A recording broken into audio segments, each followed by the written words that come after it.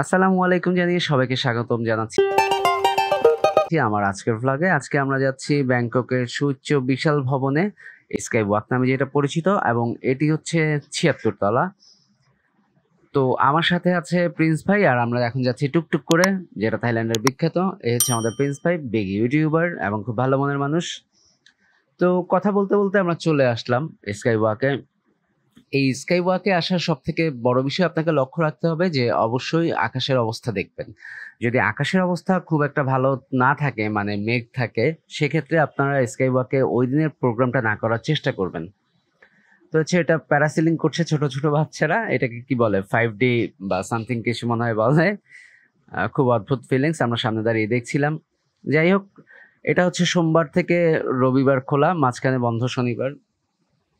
তো এখন হচ্ছে প্রিন্স আহমেদ ভাই টিকিট নেওয়ার ব্যবস্থা করছে, আর যে টিকিট বিক্রি করছে সে জানিয়ে দিচ্ছে যে ওয়েদার খারাপ থাকলে আপনাদেরকে উপরে যেতে দেওয়া হবে না, টাওয়ারের একদম চূড়ান্তটা উপরে উঠতে দেওয়া হবে না, সেটা জানিয়ে দিচ্ছে। আর আমাদের প্রায় খরচ পড়লো ৯০০ বাত করে, যা বর্তমান বাংলাদেশের প্রায় ২৭ থেকে ২৮০০ টাকার কাছাকাছি। আমরা যে লিফটটি দিয়ে উঠছি, এটা ৫০ সেকেন্ডের মধ্যে আমাদেরকে ৭৪ তলায় পৌঁছে দিয়েছে, এবং আমার লাইফে এটাই আমার কাছে সব থেকে দ্রুতগামী লিফট। আমি এর আগে এত দ্রুতগামী কোনো লিফট পাইনি। তো লিফটে চড়তে চড়তে আমরা আমাদের গন্তব্যে চলে আসছি, 74 ফ্লোর।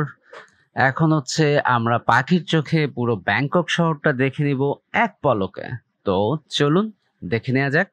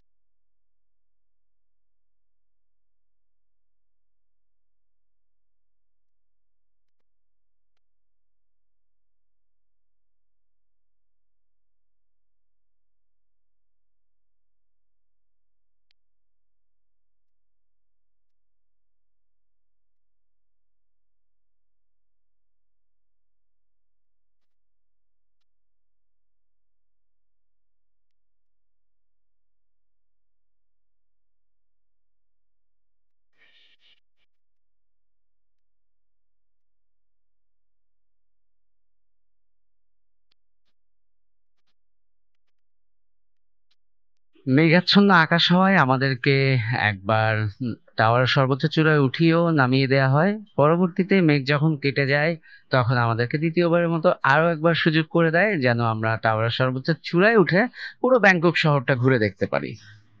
হ্যাঁ, এটাই সেই স্কাই ওয়াকিং, যেখানে হাঁটতে যেয়ে আমার অবস্থা লেহালুয়া লেহালুয়া হয়ে গেছে। ভিডিওটার এতটুকু ক্লিপ দেখে হয়তো আপনারা খুব বুঝতেই পারছেন।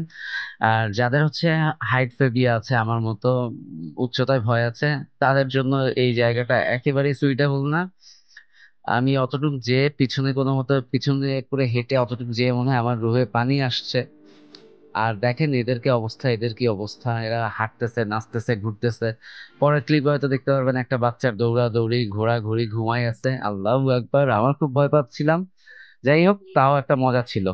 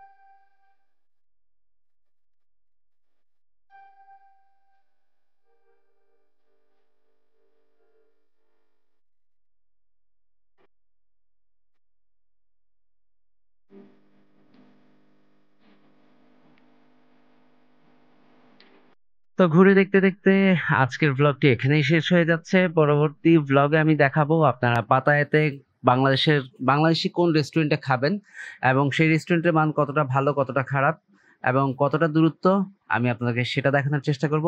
তো সাবস্ক্রাইব করে আমার চ্যানেলটি আমার সাথেই থাকুন আর বেল আইকনটিতে প্রেস করে দেন। Thank you.